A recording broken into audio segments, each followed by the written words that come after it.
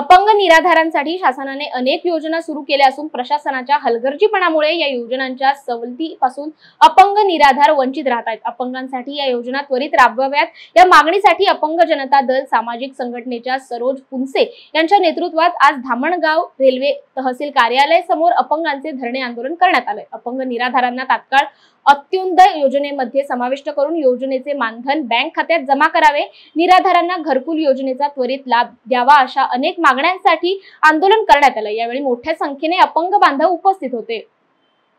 सरोज पुनसे अपंग नेते आज आमचे धरणे आंदोलन मागण्यासाठी आवाज मोठा आमच्या काही मागण्या पुऱ्या होत नाही आहे त्याच्यासाठी कोणत्या मागण्या अपंग निराधारांना अंत्योदयमध्ये समाविष्ट करण्यात आले, निधी ग्रामपंचायतमध्ये निधी त्याच्यामध्ये आणि दर महिन्याला पगार होत नाही ते व्यवस्थित महिन्याच्या महिन्या वाटतात आणि तिवऱ्या गावामध्ये शालू आहे त्याची जागा ना मोजून दिलेली आहे त्यांना आणि ना घरकुल येतात त्यांचं ते त्यांचं पण व्यवस्थित करून दिलं। आणि शाहरुख खान